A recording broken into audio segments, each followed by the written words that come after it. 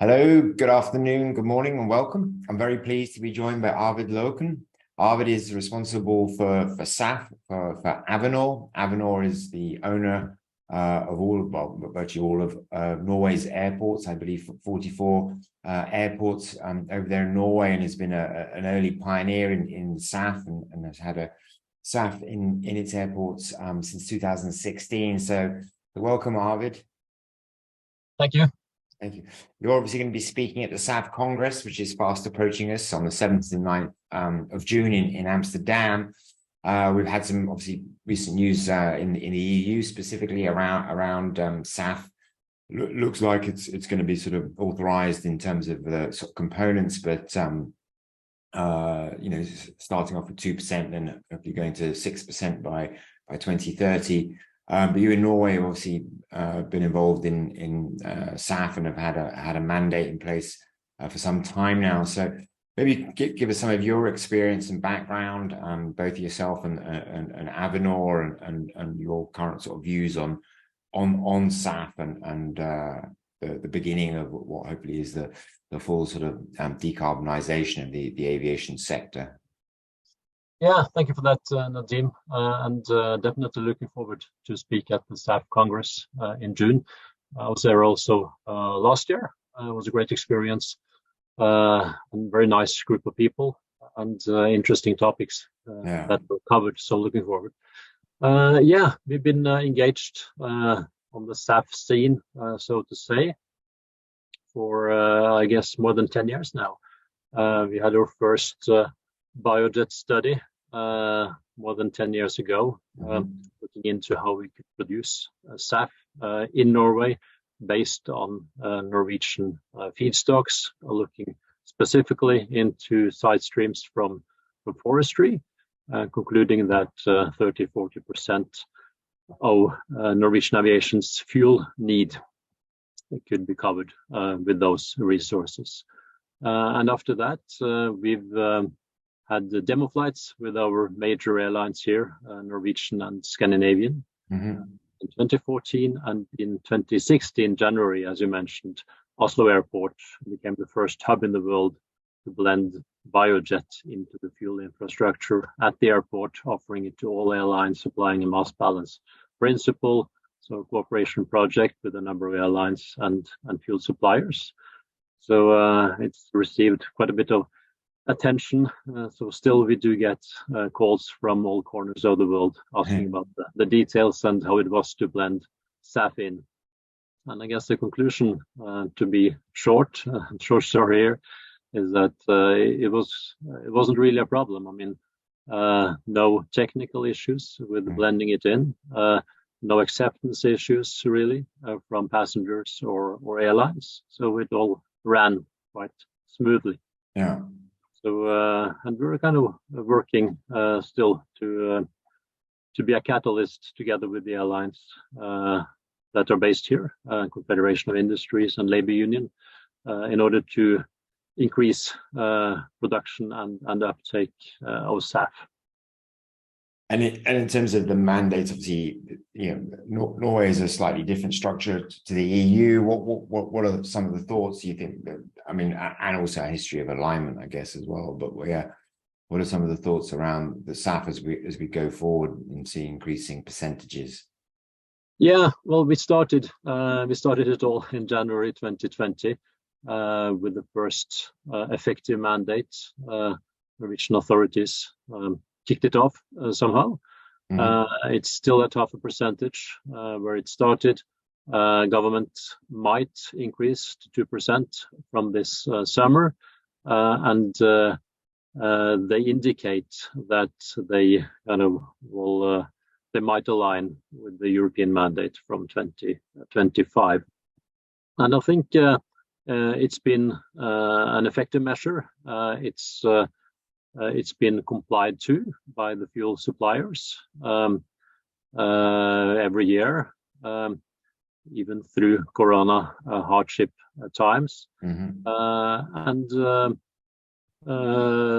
I think it's going to be a good thing that this is now going to be European, because of course it's been it's been hard for the airlines based here to have a national mandate on top of some national taxes that only apply to Norwegian aviation and not to the competition.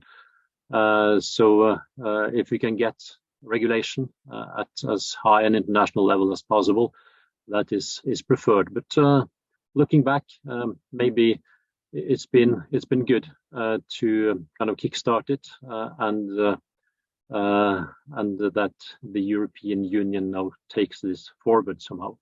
Yeah, and in terms of taking it forward, we've seen obviously the definitions around obviously bio-based SAF, and then the sort of more modern fuels and e-fuels. Yeah, what are your thoughts on those two routes? You mentioned there's enough, I guess, bio-based or SAF in Norway for I think 40%. You mentioned, and then beyond that, there's obviously a lot of work that needs to go into actually developing the e-fuels.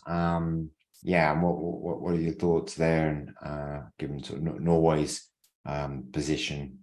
Yeah, I mean, as I mentioned, 10 years ago, we looked into what kind of resources could we use to make sustainable aviation fuels.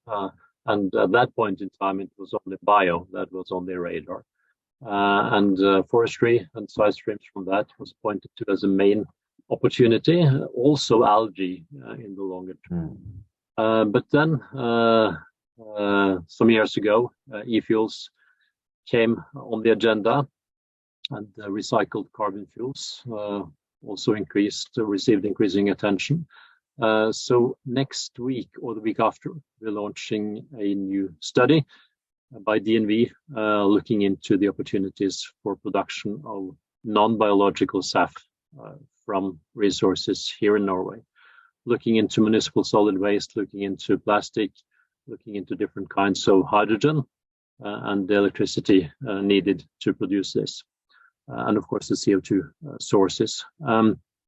So we see this as an opportunity for Norway. I mean, we have a renewable share that complies with the regulation that has come. We also have a processing industry and an industry structure where we see this fitting in.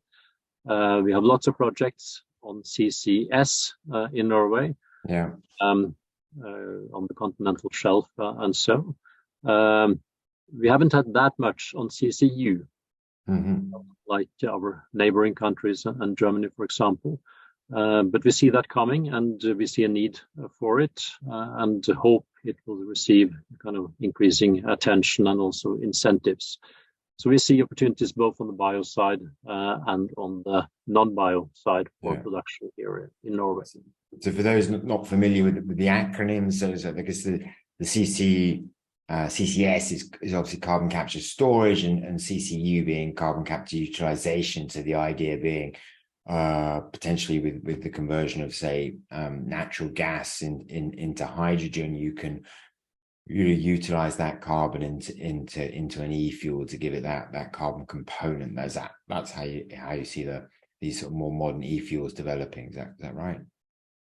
Yes. So we're kind of finding an energy carrier and a carbon source, and combining the two in some kind of magical process. Yes, it is magic indeed.